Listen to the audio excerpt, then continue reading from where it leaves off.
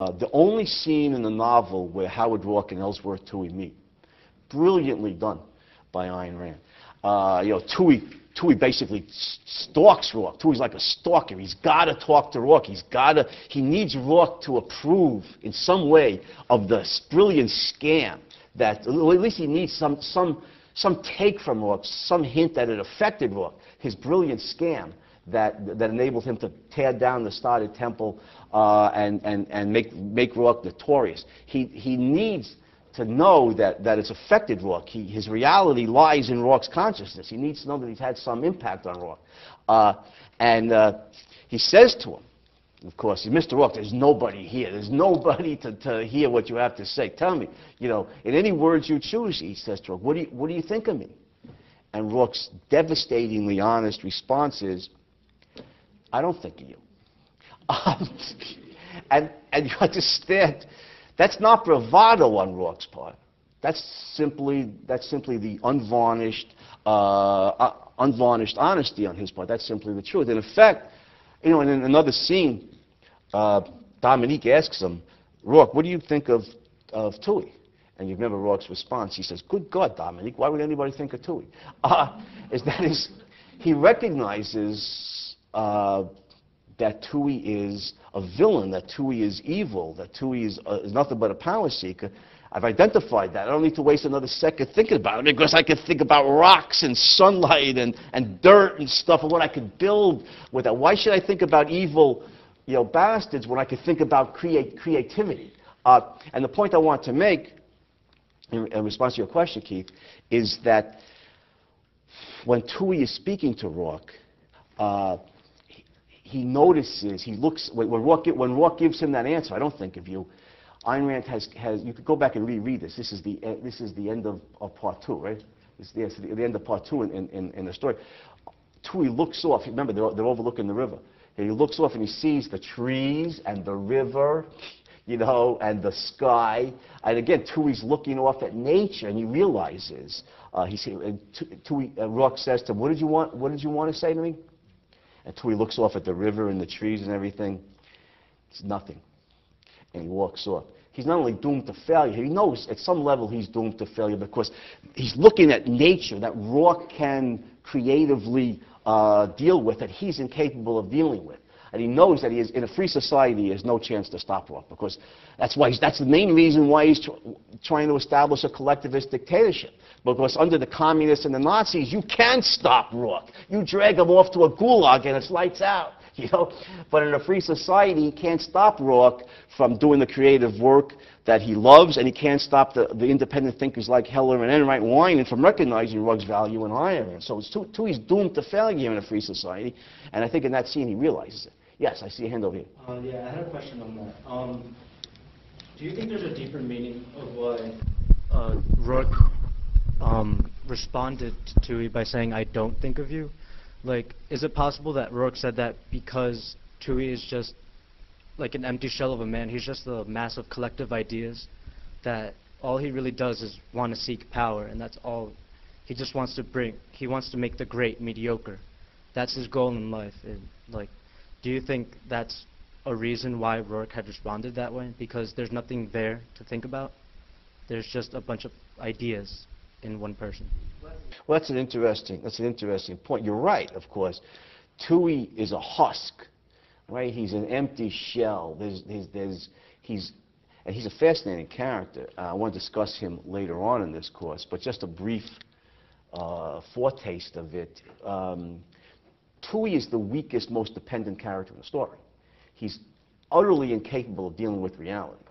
Notice that Ayn Rand doesn't even show him like hammering nails into wood to build a chair. He can't do that. Of course, neither can I. But that's another point. He's completely non-creative. He's completely non-productive. His life is dedicated. Dedicated is the wrong word. His life is about one thing and only one thing: the schemes, the scams, the manipulations, the machinations necessary to insinuate himself into the souls of others and take over their lives. He's a virus. He is incapable of independent existence. He can live only as a a parasite, as a dependence, biological dependency, in this case a psychological or intellectual dependency, in the host organism of another. So he's completely helpless, he's completely empty, and you're right, there's another level of meaning that hadn't even occurred to me, but I'm sure it occurred to Ayn Rand. There's nothing in Toohey to think about. That's a good point. He's an empty husk of what at one point had been a human being, in Aristotelian terms, what in his youth potentially could have been a human being, because Toohey's intelligent. But he surrendered his mind to, if the mind, this goes back to the question for the mind and thinking is about understanding reality, Toohey has surrendered that. There's no thinking here. There's mental effort being expended, but it's not thinking. It's not focused on reality. It's focused entirely on controlling other people. Can I make a sexual analogy here? I guess I can always expunge it later if I don't like it. There's no love-making in Toohey. It's all mental masturbation. There's no focus on reality. It's all on controlling others. That's not thinking. That's conniving, it's scheming, it's plotting, it's mental energy, mental effort expended to, in terms of his schemings, but that's not thinking. It's irrational rather than rational. That's a good point. Yes, this lady over here. Interestingly, Toohey was supposed to be entirely and utterly defeated by the end. However, at the end, he still recommences his attempts to climb the ladder of power. I think with the courier that he joins, it's implied that he's not cut down, he's not destroyed utterly. What did Miss Rand propose by it, do you think? Again, that's a good question. Yes, Toohey is defeated in the Fountainhead. He's not destroyed. And viruses move on. Viruses move on to different host organisms. In this case. But I think there's a couple of points here. First of all, Toohey has spent years now, I think it was 12 years of scheming, wasn't it, on the banner? He's put in a lot of schemes. That's a good term for scheming. A lot of scheming, a lot of mental energy expended in his scheming to do two things. One, to stop Roark from having a commercial success in the field of architecture, and two, to dictate editorial policy on the banner.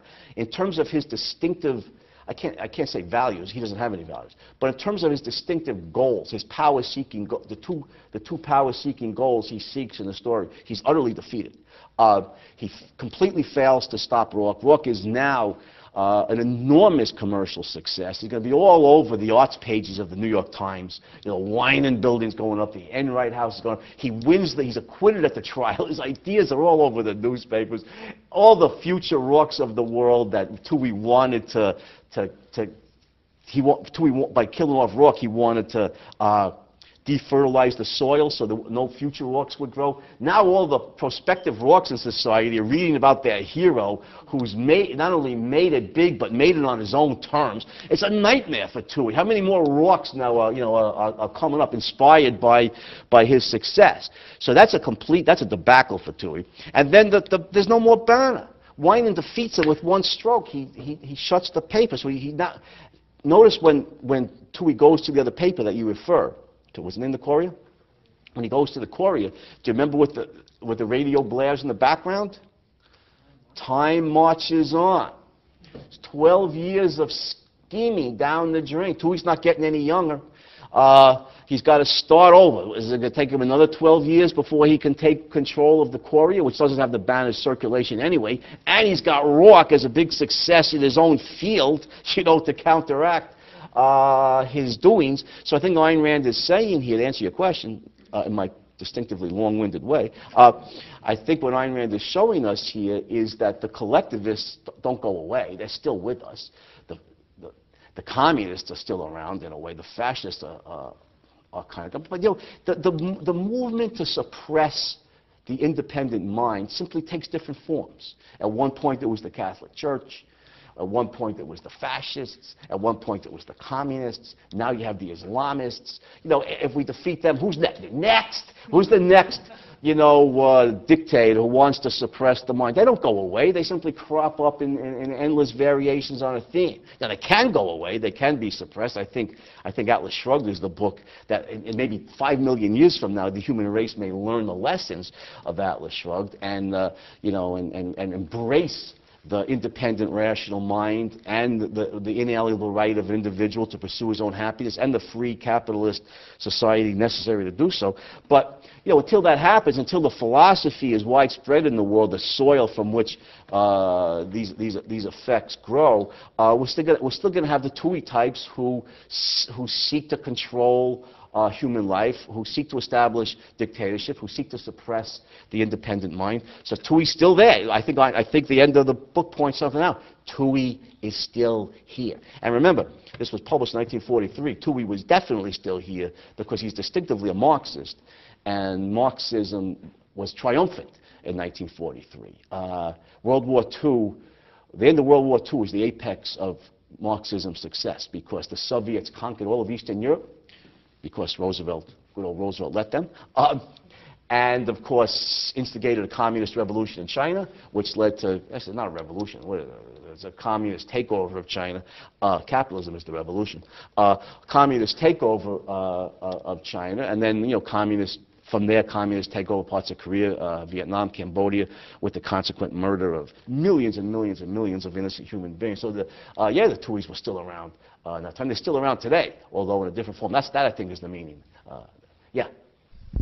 I'm glad you finally came around to saying all those things, because I initially thought that we were getting bogged down in the romantic attitude of the novel, because although Toohey is something that Roark doesn't think of, and in the abstract may be harmless, he is in the real world very, very dangerous.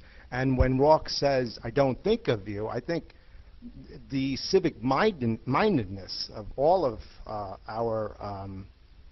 us needs to be brought up. He neglects that civic mindedness to his peril. And I think Rand recognizes that in Atlas Shrugged, where John Galt rectifies that negation and realizes he's got to change the world in order to make it better. Yeah, that's an interesting point. But I think on Howard Roark's behalf, I think Roark recognizes how evil and dangerous Toohey is. I think that's exactly why he doesn't think of him. But in a free country, Toohey can't stop him. That I think is Roark's point. Roark knows that in a free country, Toohey can't stop him. And you're right. There's a major difference. One of the reasons, I mean, in my judgment, Atlas Shrugged is the greatest novel ever written. And I'm going to argue that next week. At NYU, by the way, NYU Objectivist Club is doing Atlas Shrugged Day next week down at NYU, and I think you're all invited. Is that right, Carrie? You can talk to Carrie. She heads the NYU Objectivist Club. We're doing Atlas Shrugged Day at NYU next Saturday. So I think Atlas Shrugged is the greatest novel ever written, and I'll tell you why next Saturday. But The Fountainhead is my personal favorite. It's my personal favorite book. And what I love about, and I think you hit the distinction between The Fountainhead and Atlas Shrugged. Atlas Shrugged is literally about changing the world. It's global. It took a staggering genius to write that novel. It's about literally about changing the world, about the philosophy and about the actions that putting that philosophy into effect would be necessary in order to change the world. Whereas The Fountainhead's about changing your life. You know, The Fountainhead is about what one rational human being can do in at least a relatively free society to carve out a creative, independent, rational niche for himself in his own life, in his own society, without seeking to change the world. And that's what I personally love about The Fountainhead. I could do my best to try and change the world, but that's a mighty tall order, and takes an Ayn Rand or a John Galt to do that. But I can change my life. I'm not a genius like Howard Roark, but I can live my life the way Howard Roark lives his life and carve out this realm of independence.